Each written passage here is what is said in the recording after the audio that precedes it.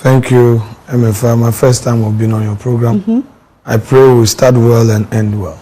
We pray so too, and thankfully this is not the appointments committee, so at least we'll try and have a good conversation. But before you came in, at least just gone by, a number of inserts that we've been playing, and the very last one is of interest to a number of people. We'll talk about the chaotic scenes we saw on Thursday evening, but we saw you shouting there on top of your voice. Everybody has been seeing and talking about that particular action of yours that day in Parliament, openly attacking the clerk of the appointments committee.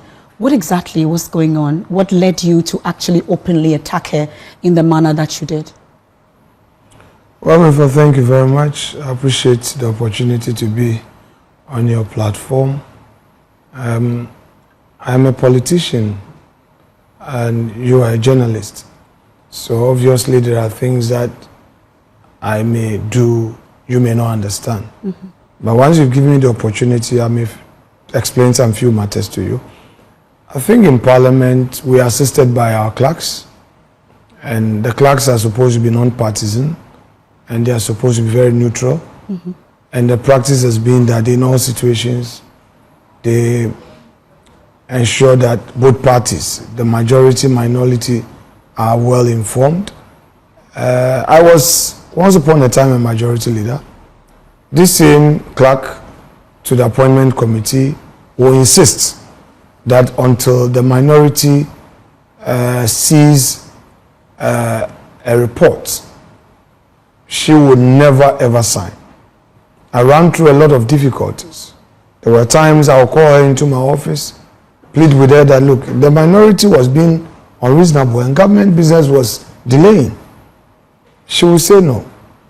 If you want to put pressure on her, she will go to the clerk to Parliament. And there were a few times that Mr. Cyril, who has just retired, will come to me and say, leader, the minority leader, you should engage him. And I knew the difficulty of Ato at the time, because Ato would tell me that their party had taken a decision to oppose us. And they would not cooperate. In view of that, he would even get the draft report and Ato would just not respond to it. This is the same clerk who, when we even needed to advertise for nominees to come for vetting, she would insist that the minority would have to give a go-ahead. You recall that when the judges appeared before us, they came twice. The first time, it was aborted. The second time, they were able to go through the vetting, and their report was never released. Eventually, we left power. Parliament could not pass these judges. Today, we are in opposition. The same clerk. Look, all the reports that we've been, moving on the floor, I don't get to see this recent vetting. Yes. You're saying that all the ministers that you've been able to vet and approve. Let me say it in clear language, not that I'm mixing up and then you have to repeat my words. I'm saying that all the reports that we've been moving, I see them on the House floor. I keep my calm. Look, I'm a very patient man. Oh. Sometimes people don't get to know me. But with time, those who know me know who I am. I hardly get upset.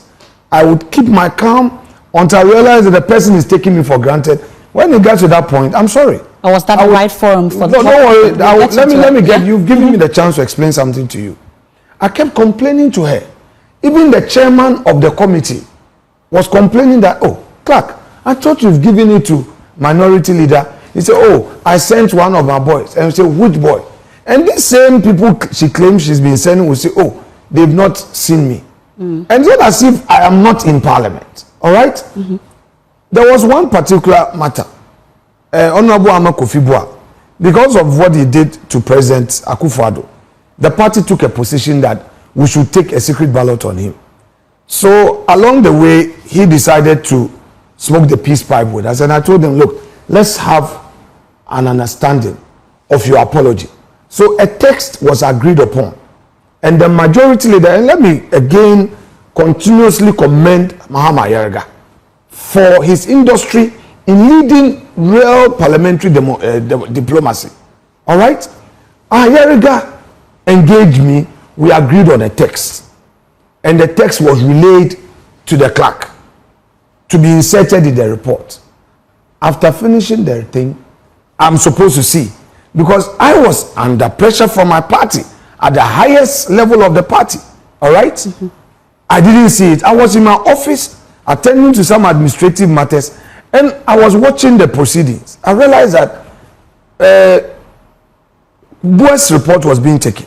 So I rushed to the chamber and I had to stop my respected colleague Buama that he should hold on. I drew the speaker's attention and I noticed that the report had been signed. So I go to the chairman, chair, what happened?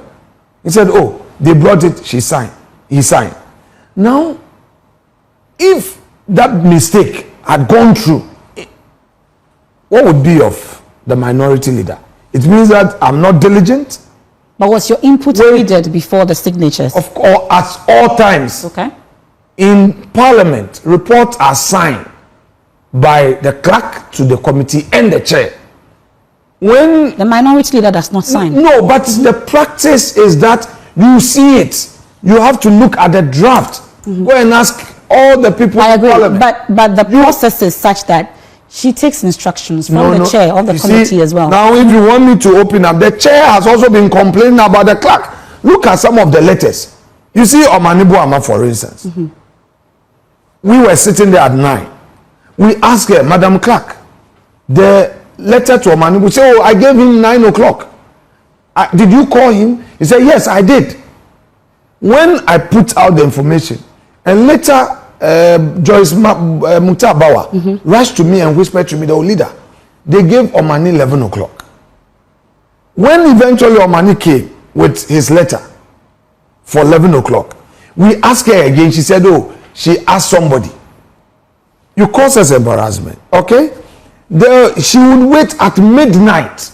Then she would put on the platform that such number of persons are coming for vetting. Look, I have my side. People must prepare. And then MPs will think that, oh, maybe the leader has had some negotiations with the other side without telling us. What triggered this thing the first time on the floor was how she put out about 10 names. Some of the confusion, I don't know whether the chairman knows about it and is playing some as if. But if I have every good reason to believe the chairman. But she works under, I would want us to fast track this particular issue. As a clerk, you report to the chairman on your ranking. Go and ask all the procedural clerks. But I'm saying that if you have concerns about this process, you claim that you've also addressed. Don't use the word I claim. You said you have. It's not the right word. Just a minute. You drew the attention of the chairman to this. Correct. He claims he's not also aware of it. But she works. I'm saying that she works under the clerk of parliament, at least. Did you draw the attention? Did we go through the processes? I've already told you to raise these concerns. I've told you that I don't just get up and react. Okay. If you talk to MPs, go to parliament, talk to MPs quietly, do a check on me. They will tell you that Afenyo is very accommodating. He's a very patient man. But, I'm laying a foundation. I'll get it. Don't worry. That's why I'm boldly here to confront. I'm not shying away from my actions. So I will answer you. But take your time. Listen, I complained to Jetro. I engaged Jetro extensively on the conduct of the clerk. The reason why the video you are seeing, that night where she caused a lot of confusion, because she had paraded people in. At least we didn't see her lifting chairs and putting on the table. We'll get there. It was your side. We'll get there. Don't worry. Okay. Don't worry. We'll get there.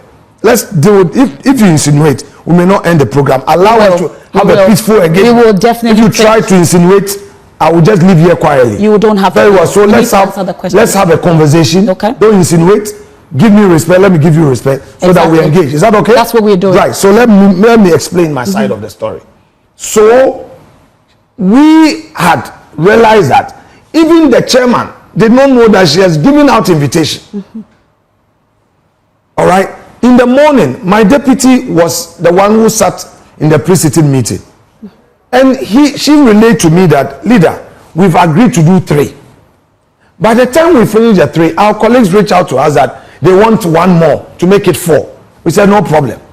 When we finished the 4th, they now came and said, oh, they want the transport minister designate because his chiefs were around. And then we said, okay, we tie is 10. Okay, we'll take the transport minister designate. Okay. When we were done, we now saw many nominees on the corridors. And apparently all of them had letters. I asked Chairman, are you aware? He said, leader, I'm not aware. So why didn't the clerk stop them? Okay. And that resulted in that confusion. The next morning, in the morning around 8 o'clock, I was in the office. We had a caucus meeting. Honorable Afenyo-Markin called my chief whip that the chair of the committee wants us to have a meeting. Soon after the Afenyo-Markin's call, Honorable Ayerega, the majority leader, called me.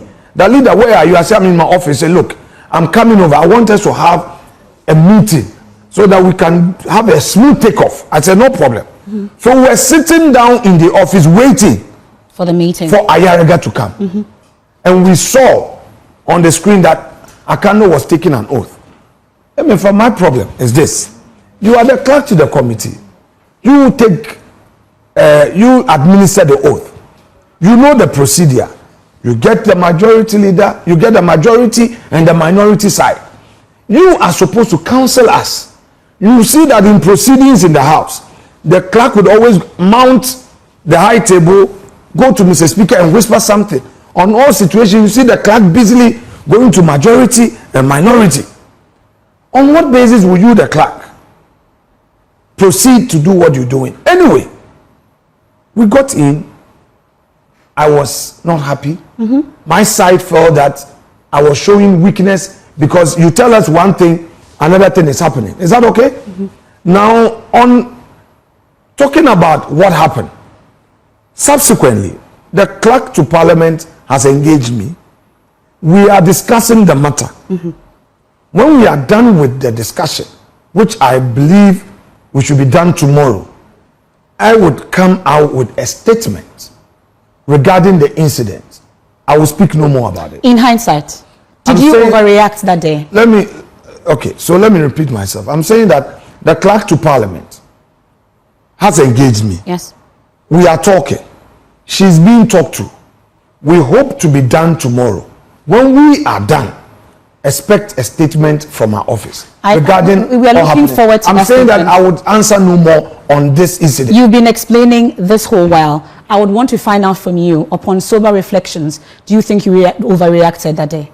Just the way you walked in and started speaking to her in the manner that you did. Did you overreact? I have told you that the clerk to Parliament has engaged me. I understand that. Listen, I heard you correctly. Maybe we may stay on this same matter. We are moving on. There are lots of issues to talk about. Very well, so you have to move on. Do you owe her an apology? I am saying that. Do you owe her an apology, Mr. Minority Leader? You may find out from her whether she owes the minority an apology. Okay. We are talking. All right? All issues are being put on the table. If we get done tomorrow, I would issue a statement from my office on this matter. Will there be an apology in that statement? I will issue a statement. Okay. The clerk's office is supposed to also deal with its part of it. So we'll deal with it. Do you regret those actions of yours? You say you're a very patient man. Let me finish, Mr. Minority Leader. You've described yourself as a very patient man. And that action of yours was surprising to many. You've come under heavy criticism for it. Listen, you regret it. You are a politician. You are a human. I'm not a politician. I'm saying that not you. Okay. I am a politician, human. There are situations I may find myself. I shouldn't shy away from criticism. This game, you will have your good day and your bad day. You cannot have all good days. There may be times that people would have to criticize you. There may be times that the public must find your actions very wrong and tell you that, no, this one is a no-no. Yeah. I am saying that in all of this, you would have to evaluate and then come out. There is an engagement from the clerk's office on this matter. I am hopeful that tomorrow will be done. When we're done, a statement will be issued to deal with the issues. Look, the things we face in the chamber is not ordinary. So therefore, you may react in a manner. The one who is watching you, who sees the outcome, has a way of judging you. These are some of the low sides of the politics. Well, but as leaders, there's high expectation. Another conduct that many have described as out of the ordinary or unruly. Some have described it in harsh words. Thursday evening, the manner in which some members of that committee, as at least 3 of the members on your side have been suspended, as well as the majority whip as well. Do you consider that action? I'm sure you've sat down, you've watched proceedings, because in the heat of the moment, maybe you would say you did not see what happened, but later on, subsequently, I'm sure you've seen the actions of your colleague that evening. What do you say to it? What do you have to say to it? Do you owe the public an apology for that kind of action that Thursday evening? You may not know certain things, and you are not supposed to know. Why not? Well, it's not everything. We put you there. Don't worry. To know. No, you can't know everything. Okay. So don't worry. By the way, let me ask you a simple question. You saw Joe Wise being beaten, did you? Did you see Joe Wise being beaten? No. In the chamber? You never saw Joe Wise being beaten by the NDC in Parliament where they pulled his chair. You said you never saw it? We're talking about what No, I'm asking, we are having a discussion. Thursday evening. No, we are having a discussion. I will get to a point. Okay. Did you see Joe Wise being chased out of his seat? Your point is? I'm asking you. Your point is, sir? I'm asking you, did you see him being chased out of his seat? Did you see what Muntaka, the current interior minister, did on the 7th of January? That led to the election of this. These are issues we've condemned. No, wait. We've condemned. No, you never condemned it. Oh, of course. Then show me. Condemned all the issues that transpired that evening. You have not condemned. Is this a justification for what your side did? I've not said so. I'm asking you that. If you say Joy FM condemned the actions of the NDC, I want to show proof of it. I want to see proof of it. You're saying that you've not heard any condemnation of those actions on when they pulled their chair. Is that what you're saying? I've not seen it. That condemning the NDC, calling them out. Did you call them? I don't know. Thursday. So you're saying that because you did not hear any condemnation that day, we should not condemn what transpired on Thursday evening? Don't put words in my mouth. Don't put words in my mouth. So you condone what your colleagues did on Thursday? Don't put words in my mouth. So tell me. When there are political problems, we find political solutions. Okay. We'll find solutions to all the challenges. We've sat as a house. The majority leader and my good self sat together. We discussed issues. We are going to meet the speaker and hold further discussions. When we are done, you would hear from us on the matters that arose on Thursday. That's all I can say. So what you're saying, at least I've told you that many people, since we advertised that you were coming on, there have been a lot of concerns about that action. It is normal. You are their leader. It is. When something is seen to be wrong, you are supposed to be showing the leadership, and we're expecting to hear from you on it. If something goes wrong, rightly so, expect the public to condemn it. If something goes right, rightly so, expect the public to praise. So I am not surprised that the public is unhappy with our actions. Like I said, but as their leader, were you happy? What I'm saying, what I'm saying is that we have had discussions. We would continue discussions with the Speaker of Parliament. Okay. I'm sure when we're done, all in all, there will be a political understanding, and then certain statements will be made regarding the incident. So let's wait for that day. Is this the strategy of the minority to disrupt, proceedings, committee sittings, amongst others? We've heard one of your members at least sit here yesterday and mention that they will never walk out on any of the proceedings. They will stay. And is this the strategy, is what people are concerned about? It's very disruptive? Well, MFR, if you would be honest, you realize that this minority of 88 is rather a very cooperative minority. Is it? Okay, so I will demonstrate that to you. Okay. This is the first time since 1992 that ministerial nominees are being fast-tracked. This is the first time. It was the minority that waived the requirement for Speaker to read every letter from the President announcing nominations. When we received the first 3, I stood and applied for order 3 to be triggered. Throughout the proceedings, we've been cooperative. In fact, every single nominee has gone through by consensus. We've been supporting. In fact, since we started, we've never had NDC bringing in their numbers. 99, 104, 90. It has always taken our side to add up to enable them have the quorum to take decision. We've never taken a secret ballot on any of their nominees. You intend to with some? Tell me what government business we have disrupted. No. But you see, we would also not sit down to be taken for granted. We are few, but a happy few and a mighty few. I was going to ask you about this. At least you've added the happy few. We may be few. We've heard you talk about it, at least this particular phrase. We may be few, but we are a mighty few. Now you've added we are a happy few as well. What does it really mean in practical terms? Practically, what we're saying is that we would demonstrate our ability to deal with the issues, notwithstanding our numbers. We are also telling the majority that we'll be formidable.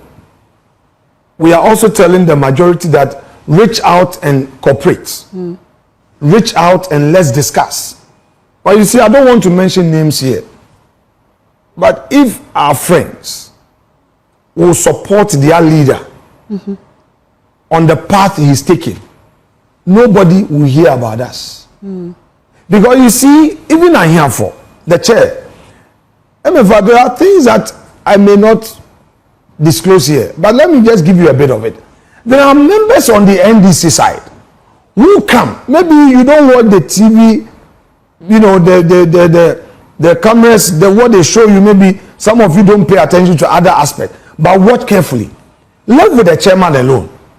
He's very cooperative. When we go for pre-sitting meetings, whatever we agree, I will say that Anyafo has always acted in good faith. But he's come under heavy criticism. I'm getting there. Being weak. I am getting there. Bernard Anyafo is not weak. He's not? Bernard. Because he's making you have your way. He's not making the criticism. Let's have because you have your way. Let's have a good conversation. There are some hawks who would always come and tell him that, no, why are you allowing this? Why are you allowing this? Who are these hawks? I said, I don't want to mention their names, but watch the video. At least one hawk. I'm saying that watch the videos. You will see them in action. When Rickett took over as vice chair, acting, they came and whispered, no, why are you allowing? Emefa, go and watch all vetting proceedings from 1997. J.H. Mensah, go and watch J.H. Mensah. Go and watch 2001 Alban Bagwin. Watch it. He spent hours. Why are people not being fair? Alban Bagwin had unlimited hours. In my case, so far, it's only 3 nominees that I've really scrutinized. My respected friend Ablakwa, Sam George, and Omani Buama. Okay? Yes.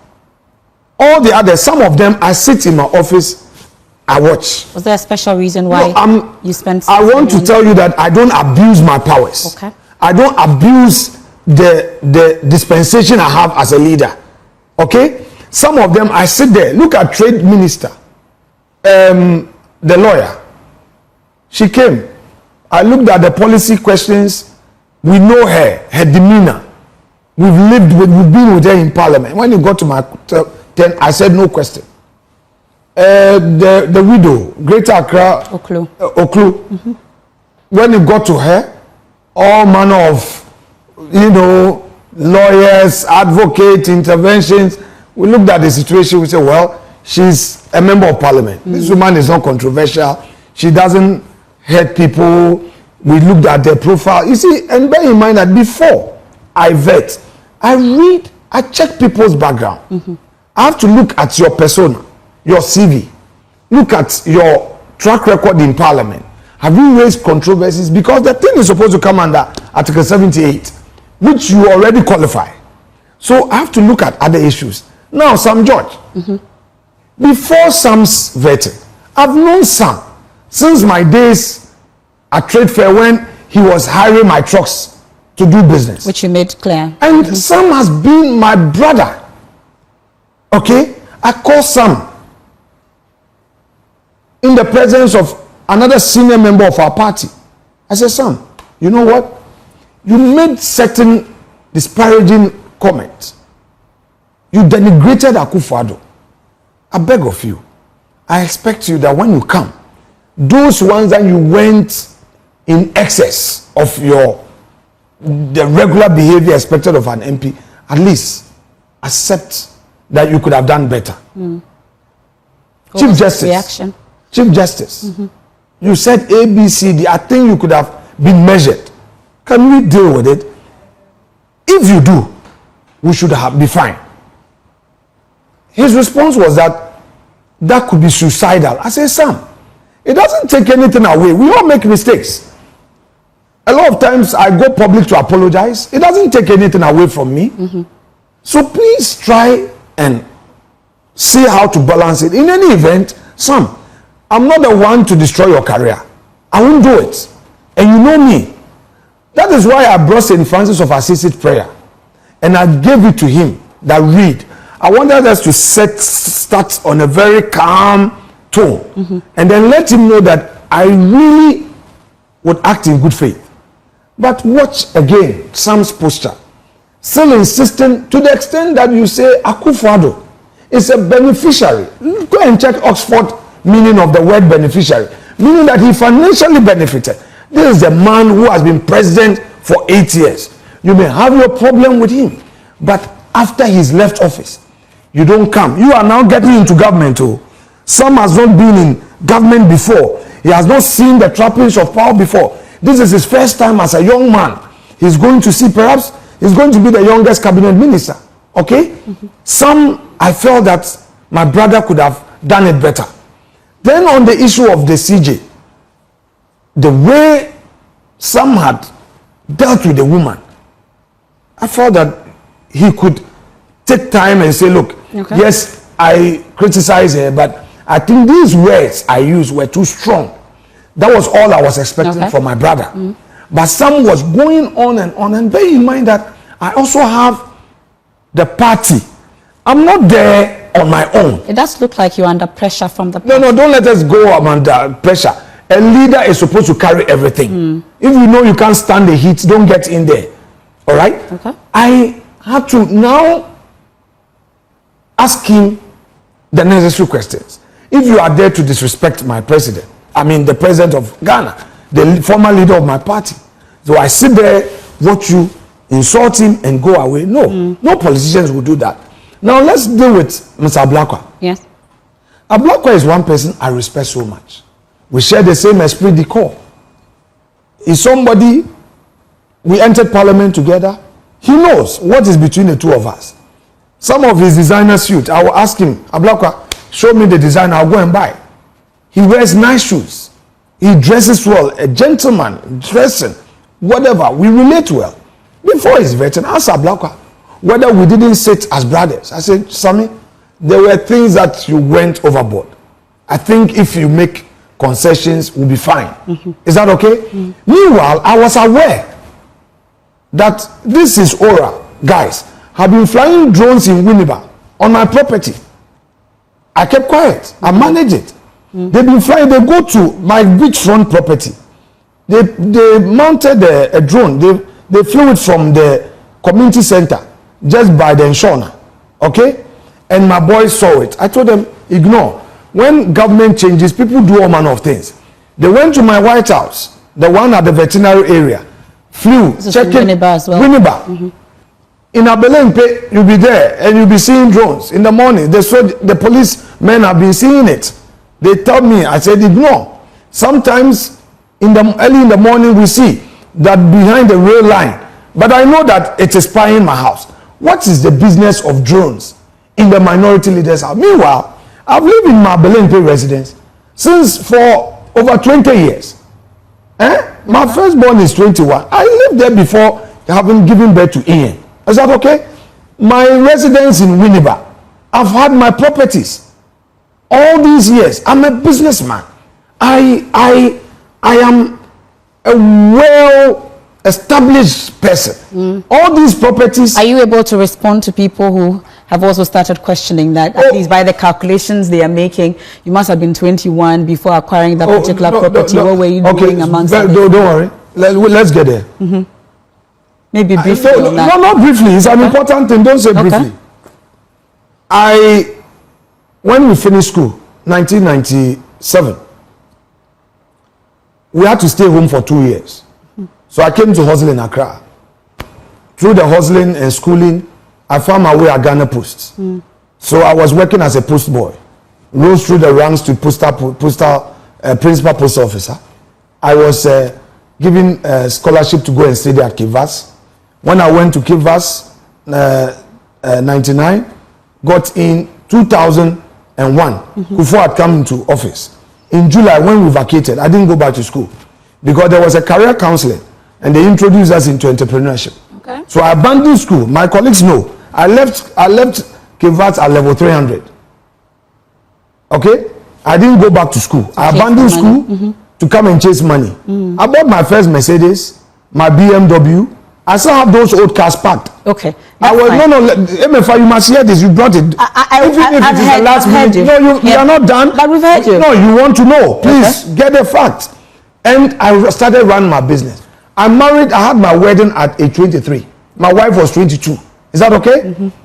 I started running Excel Courier, a multi-million-dollar investment. Stanchart gave me $5 million facility. Barclays Bank gave me $10 million facility. Now you're sounding like you may be bragging. I'm not, because you need to know the fact. I need to know. I am saying that at a young But how do you respond to criticism? Do you want us to have a conversation? At least I don't want to go through. You said that some people said, how did I acquire? I wasn't in public service. Wait, you said some people are saying I was too young. Of course, and I'm saying that. Sure, I will answer. But you've answered. Though I was not in public service, I started business early. I've worked for Guinness. My trucks were doing work for Diamond Cement from Tablibo to Togo to Aflawo to Bupe. My tankers haul from Ivory Coast all the way to Jos Plateau. We can't go through all the things my business in Awaso how do you then quite a number of people. At least let's go back to the I am not one of those people who would come in and say, I'm not a tenant. I am a landlord. I'm not somebody who will buy property and put it in somebody's name. I won't do it. Okay.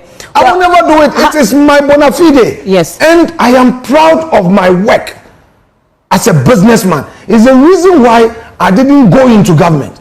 The reason why I told my regional minister when we won power 2017 that said, because of my business, I won't go. It's the reason why even in 2021, Kennedy Japan fought me. That we have Kwaji Interior Minister, I will say won't pay. We have Kwaji Health Minister, I will say won't pay. Me say because I'm running my private business. Okay. I want to run my business. I don't want to go into government. I would want to get into government when I'm in my late 50s or in my 60s. At that time, and you're living that dream now. I would have settled in. Let's talk about. So let's talk a bit I more just about, need you to understand. Mr. Minority Leader, I've heard you. No, let me conclude. Okay. I would hear you. Let me conclude. The gentleman brought a search report and created the impression that my lands in Winneba are state land. With the greatest respect, we've checked on that. You've checked, and what was your outcome? What I'm saying, at least that land is not a state land. At least, I would give my producers that, so we put that. I would end it. But I would want to find out, back to the vetting, our appointments committee. Do you get the sense that it's become a forum for settling personal scores and relitigating matters that could have been dealt with somewhere else?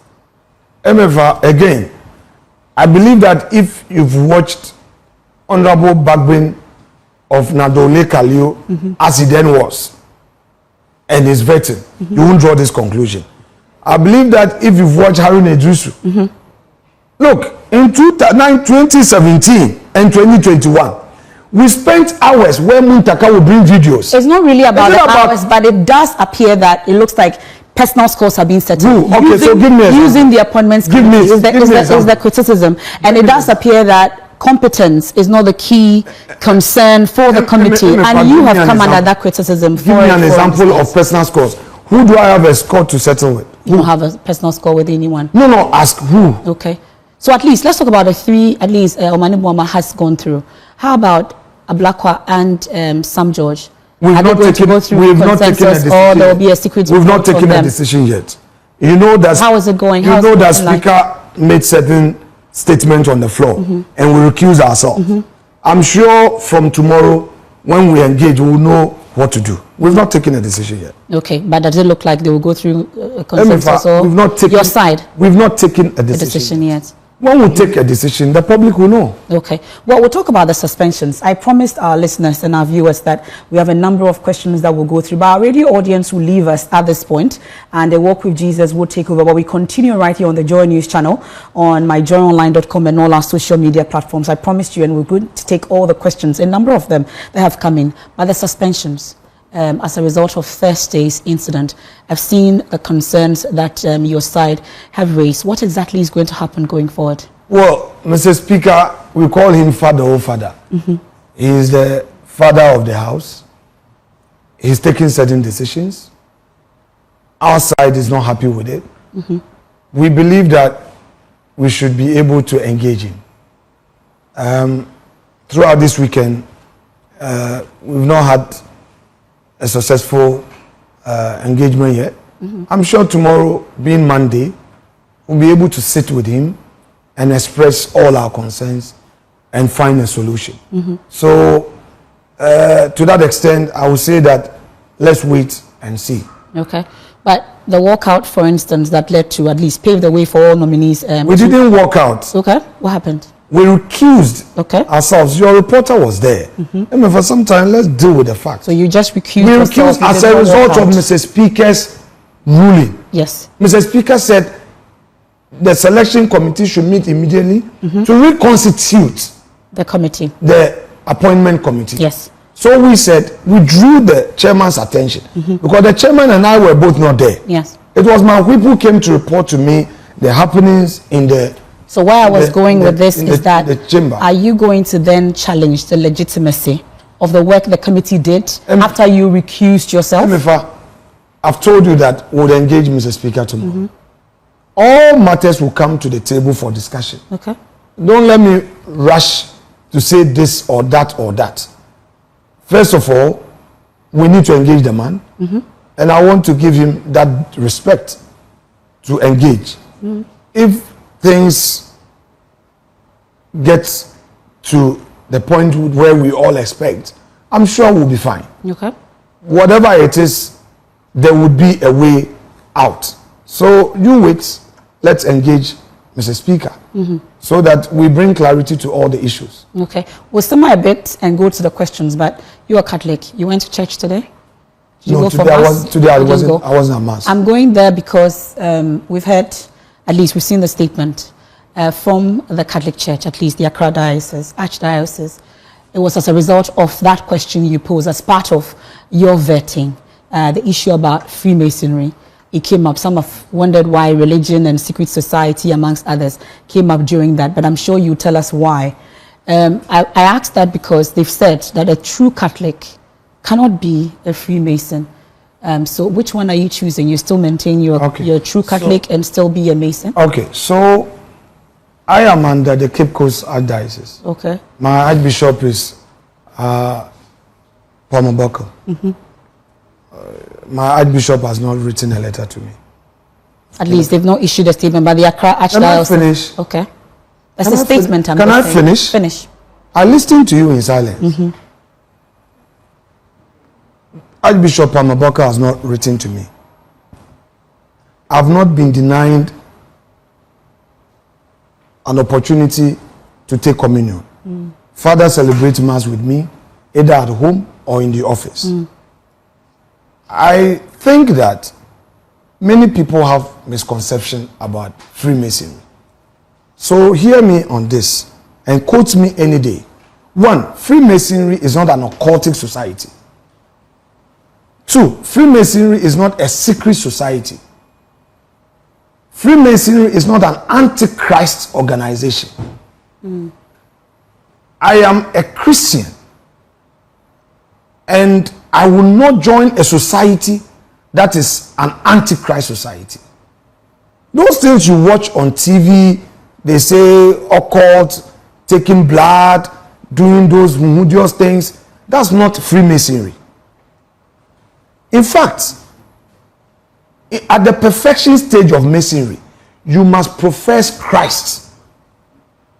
I believe that when the opportunity comes for us to sit, my bishops will realize that there's no difference between Freemasonry and the Marshallans and that of the Knights of St. John's. Really? These are fraternal societies that talk about value systems, that talk about how we should live our lives. Okay? And I decided bring it. This is the Rose Choir. This is the book. This is Rose Choir. When you perfected, okay?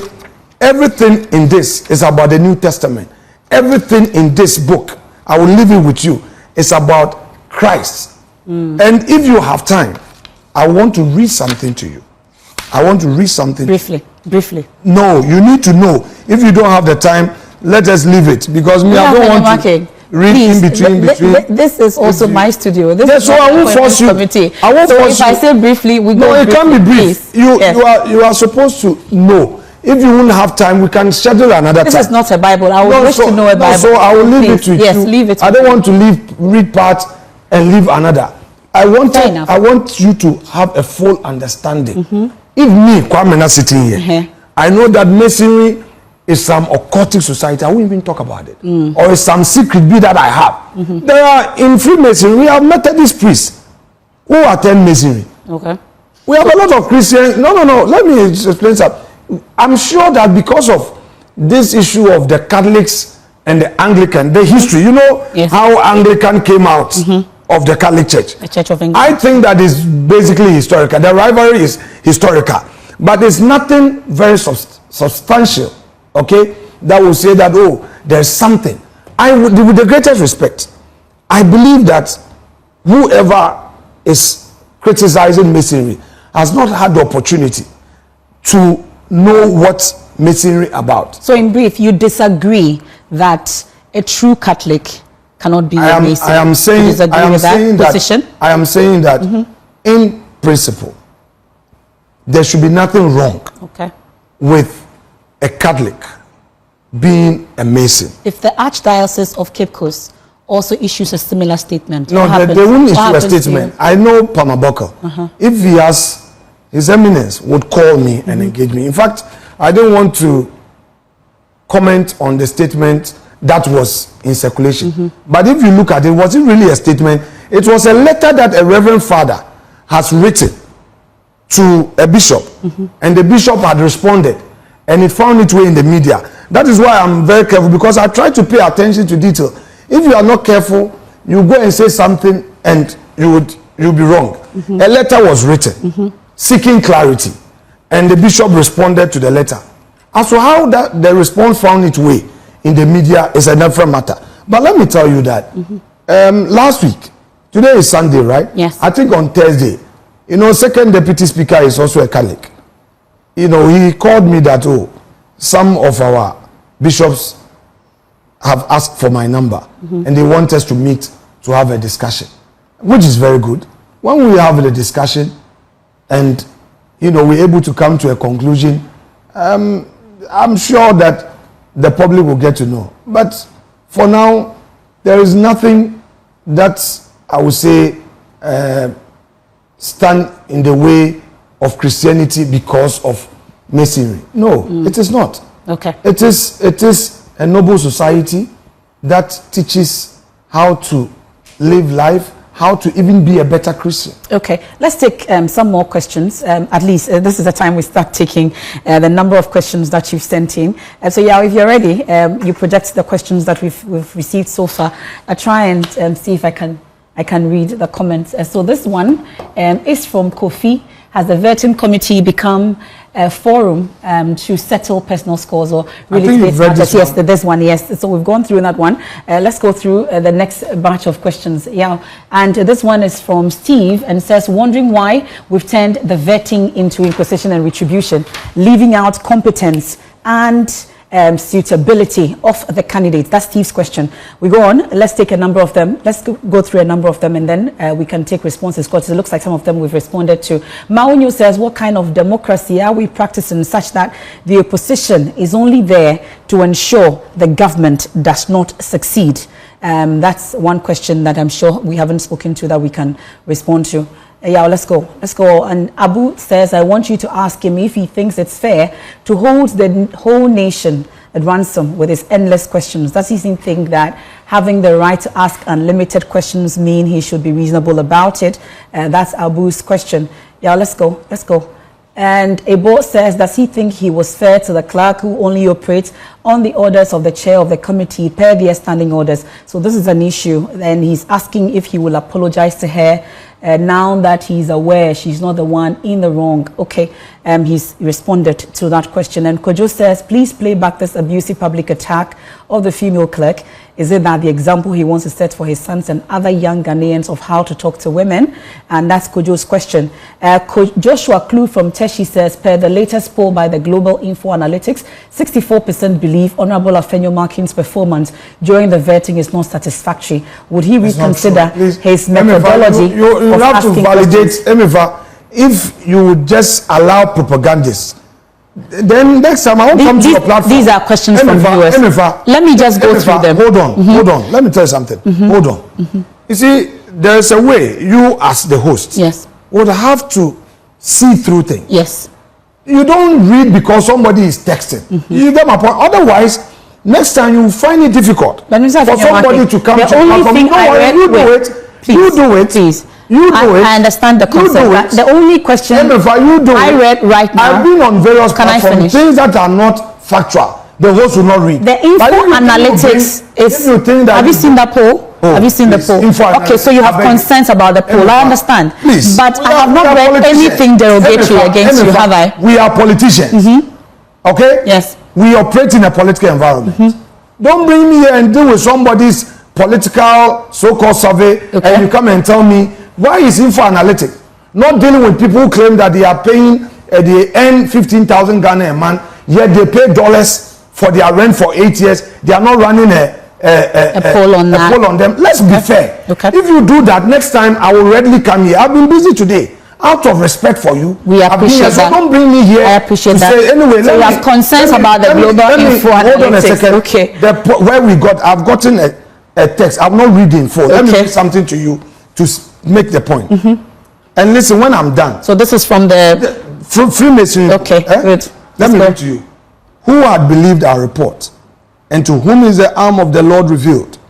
For it shall grow up before him as a tender plant, and as a root out of the dry ground. He had no form nor comeliness, and when he shall see him, there is no beauty that we should desire him. He is despised and rejected of men, a man of sorrows, and acquainted with grief, and we hid as it were our faces from him. He was despised, and we esteemed him not. Surely he had borne our griefs and carried our sorrows. Yet we did esteem him stricken, smitten of God, and afflicted. But he was wounded for our transgressions. He was bruised for our iniquities. The chastisement of our peace was upon him, and with his stripes we are healed. All we like sheep have gone astray. We have turned every one to his own way, and the Lord had laid on him the iniquity of us all. He was oppressed, and he was afflicted, yet he opened not his mouth. He is brought as a lamb to the slaughter, and as a sheep before his shearers is dumb. So he opened not his mouth. He was taken from prison and from judgment, and we shall declare his generation, and who shall declare his generation? For he was cut off out of the land of the living. For the transgression of my people was he is stricken, and he made his grave with the wicked and with the rich in his death, because he had done no violence, neither was any deceit in his mouth. Yet it pleased the Lord to bruise him. He had put him to grief. When thou shalt make his soul an offering for sin, he shall see his seed. He shall prolong his days, and the pleasure of the Lord shall prosper in his hand. He shall see of the travail of his soul, and shall be satisfied.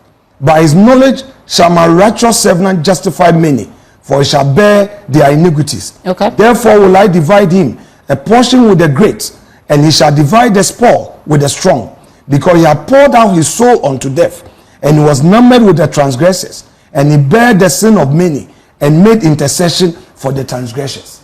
Point is, who is this referring to? I haven't heard Jesus in there. Who is this referring to? You should tell me what exactly is happening. Well, I'm sorry. If you don't want to be engaged in a conversation, let's leave it to the jury. So I'm telling you that this rose choir, perfection stage, the highest level of masonry, is all about the New Testament and Christ, the teachings of Christ. Okay. It is talking about the sacrifices Christ made. And it is therefore reprehensible for anybody to say that Freemasonry is an occultic society. You must profess Christ to be perfected. That point people don't know, and they say things. For hope, faith, charity, everything is there. Read. Okay. I will not belong to a society that does not accept Christ.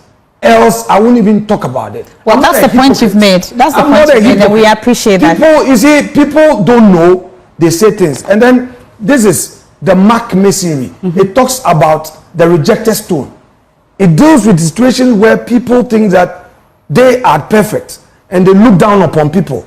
So the whole practice of Mark Masonry is to let you appreciate that those who are placed at the lowest ebb of fortune's wheel are supposed to have your regard. I promise you, we need to have a show, especially for education on Freemasonry. But this whole program cannot be about Freemasonry. But who asked the question? Was I the one who brought it? But you've responded. Was I the one who brought it? You've responded, but you are still going on about this. There's a question about what kind of democracy we are practicing, such that you be answered. You have been answered. You read it for knowledge. You couldn't even say that the quotes refers to Jesus. You couldn't profess Christ. I read a Bible, and once it's talking about Christ, it will mention so why do you I did not. This is not the Bible, so you can't force that on me. But the public is watching. Let's talk about Maunyo's question. It says, what kind of democracy are we practicing such that the opposition is only there to ensure the government does not succeed? That is not true. Okay.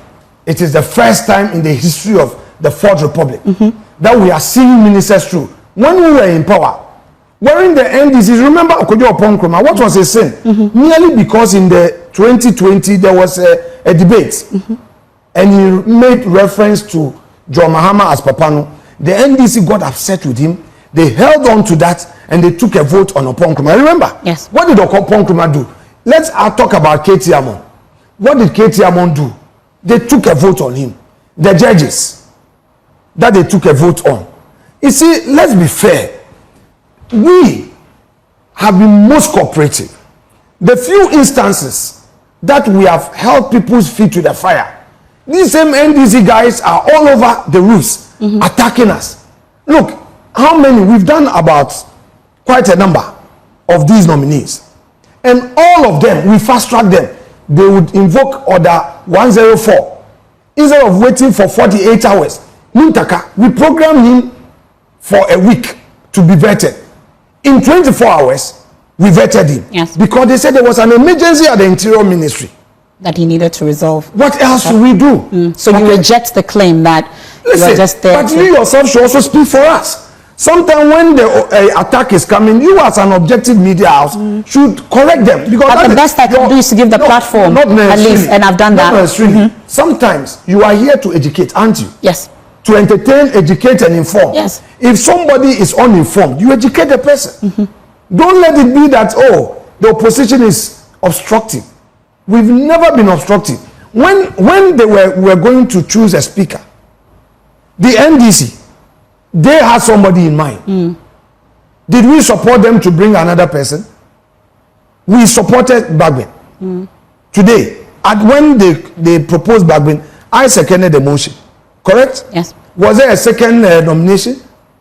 Listen, people who misunderstand us must be educated, not only when we come here, but when you, the one sitting in the studio. But some of these misunderstanding, when we see such actions on the floor and during your work as well, at least from what we saw on Thursday and then 7th January, you say we shouldn't limit it to just this one. You've seen some criticism and you've had cause to raise concern about MFA Hardcastle, for instance, as her description, and another boy was not happy. I'm not talking about her. I'm just talking about the description. Some say such actions we're seeing justify at least her silly child comment. Did this come from you? I said some have said because of the actions that we saw, at least unbecoming of MPs. Out of deference to you, I leave that to your conscience. I won't answer. Okay. So ask your next question. Okay. Well, there's another question. Control. If you get up and you'll be asking everything that MFA Hardcastle, who is a woman, you've been talking woman, calls a man silly. You say that because of something is justified. We see you talking to another woman and shouting on the woman about shame on you amongst others. Good faith. Am I not? You are not. Did I not see you? Are saying that you are saying that people are saying yes. MFO was justified in calling a man silly. Because that's what you just said. The subsequent actions. MFO, is this coming from you? I made a comment that MFO, is it coming because from of the subsequent action. From you? I'm asking questions. Is it coming from you? I'm asking questions, not sharing opinions, sir. Come on. And then so you just asking, so you just asking. It's a question. Oh, so you just asking. It's a question. Oh. You disagree with a question? You have a problem with so you ask every question. There's another question here. Look me in the eye and so you ask every question. Anybody who writes on your screen, everybody knows I don't just ask. So then you ask the right questions. No, but everybody knows I don't just ask questions. Anyway, it's up to you. So there's a question here from Ahilija. People say you address issues with too much emotion. What do you say to that? It's their opinion, as you said. Okay. Life, you cannot get it all. Sometimes you get it right. Sometimes people would praise you. For those ones who are making such observations, we look forward to improving and making life better for public engagement. Okay. Your good friend, Dr. Kasieola Tuforsing, gave an advice: learn from me and be good. What should I learn from you? Ato was very disruptive. Go and show the video of Ato when the judges were being nominated. When the judges vetting, get that video and let him watch it. Get that video for him. When he was shouting on Patricia Feje, calling her that Patricia had 10 sins. Go and watch a clip on the floor. And the times that he was against us.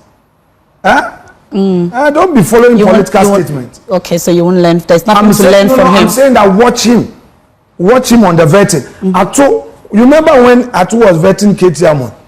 He said that he's doing his work. Do you remember that? You remember? Said same to Brian Champong as well. You remember? He said the same to Brian Champong. Yes. You remember the hard questions Ato asked? You remember the 2 hours, 3 hours? You see, let me tell you, Mifa. The things do you feel you are being unfairly targeted by people? I will never feel targeted. It's part of the game. Okay. I'm an opposition leader. You only get criticized when they see you being effective. The NDC is up on the rules because they see some effectiveness. They see a formidable opposition. We have a strong team. We'll make mistakes. Hey, look, J.H. Mensah was attacked. Che Mensah Bonsu came under attack. Bagbin, as minority leader, came under attack. I won't be the first. Harun Edrusu, they call him all manner of names. I've watched their videos. I'm a student of politics. I've watched J.H. Mensah. I've watched Bagbin. Bagbin did worse. Mr. Speaker, who is a top diplomat today, he did worse. Go and watch Bagbin. The 8 years, how he tormented Kufuor. If I do a quarter of what Bagbin did to Kufuor, to Mahama, I'm sure they won't survive. I've not criticized them all. So far, not that I've not started. I said I've not criticized them. Oh, so there's more to come. I hold a view that they must form their government. I've been in governance before. I've been a leader of government business sitting in cabinet. I know what it takes to run a government. It's not easy. So I took a position on this matter, a principled position that let's allow them. Do you know how I came under attack?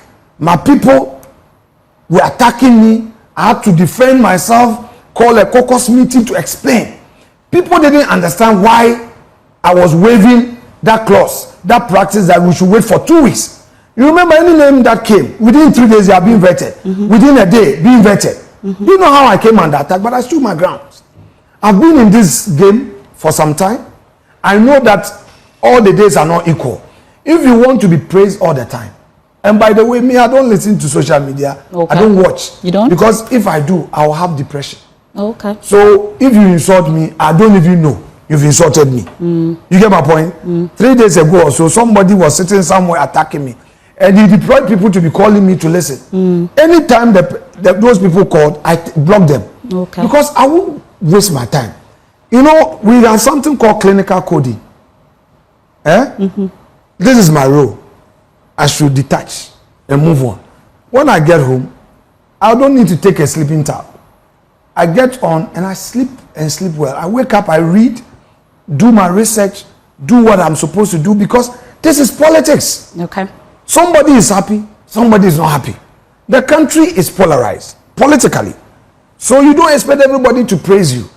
But at least you must be measured. So I would admit where I've gone wrong. Definitely, I'll step on toes. That is why I was humble enough to apologize to Omanibo Ama. I was humble enough to apologize to Ablakwa and his wife when they had cause to raise issue about my press conference. I said, look, Sammy, tell your dear wife I'm sorry. Okay. That is how we take it. On the floor, when I make a mistake, I will say I'm sorry.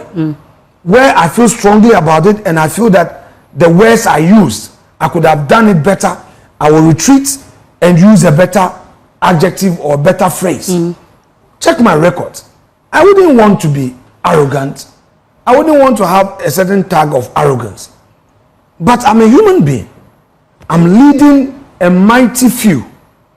Happy few. And the happy few. A mighty happy few. Okay. Okay? These guys, these NDC boys, if you joke, they will intimidate you. Me, I won't allow them to bully me.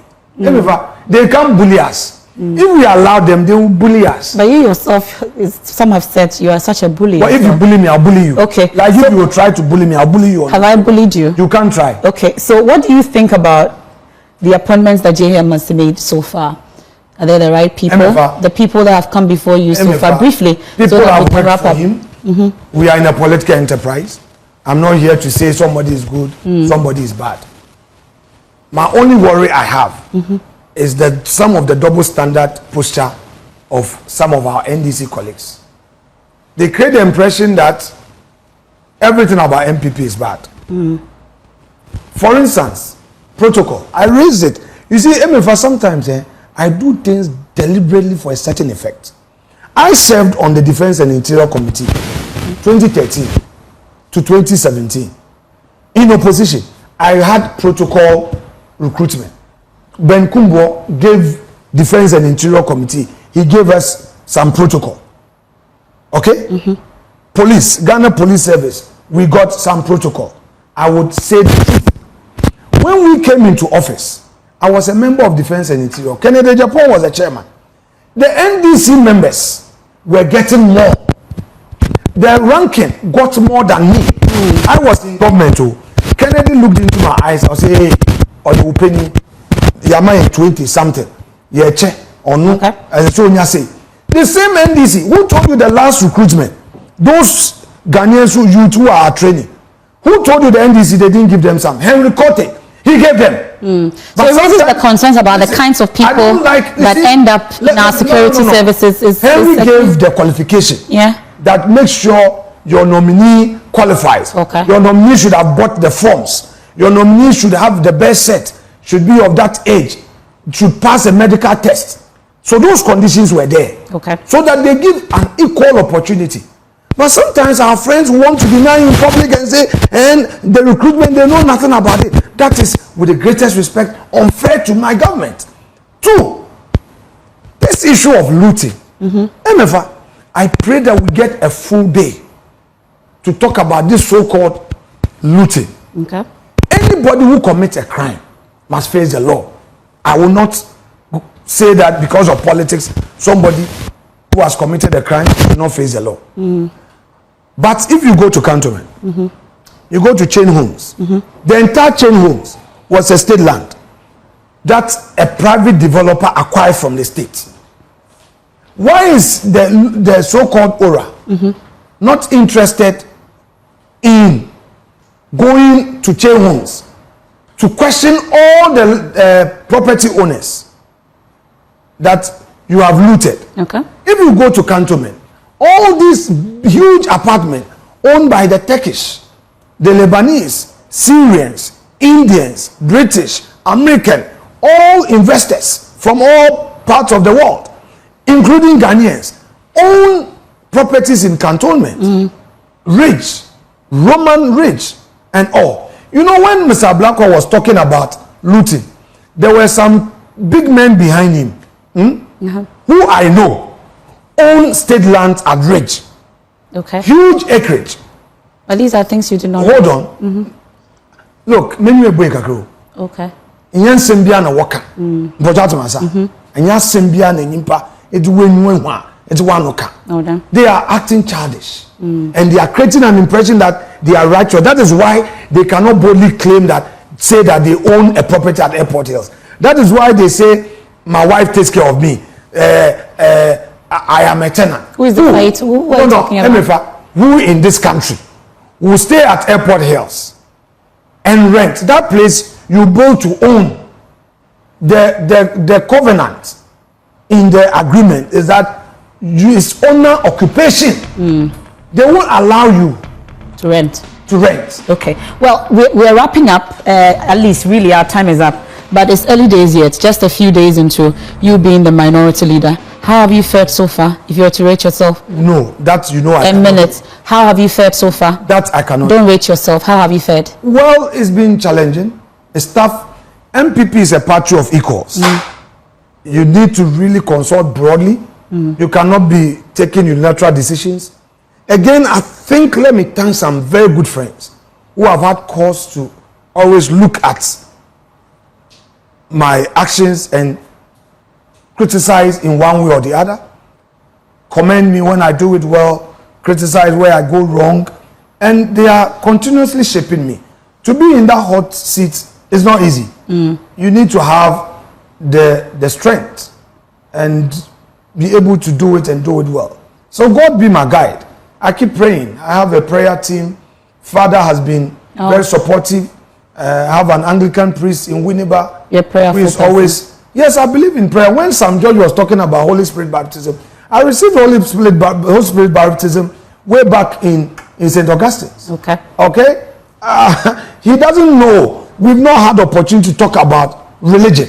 But when people talk, just leave them. But it's okay. The time will come. I believe that with God on my side, I would succeed. I will make mistakes. There are potholes on the way. There are asphalt roads on the way. We'll get to each one of them. As we grow, we learn from our mistakes. I'm not a perfect guy. I can be. All right, but I know Afenyo-Markin of 2013 is not the same Afenyo-Markin of today. If God gives me life, my Afenyo-Markin in the next 8 years will not be the same as the Afenyo-Markin of today. So we learn on the job, accept our mistakes. People criticizing you, you go back. Sometimes you may not admit it publicly. You go back, you realize, oh no, in true. Okay. I erred. You come correct it, and you move on. That is life, c'est la vie. What else can I do? Thank you so much for being a part for having me here. Of the show, and we look forward to having you again right here. Well, you've done so well. When you invite me again, I'll come. I look forward to it. If you had done below, but I wouldn't have honored your invitation. You threatened a few times to walk out of the show. Thankfully, you did not. You've seen the end of it. You see, you are doing Thank you.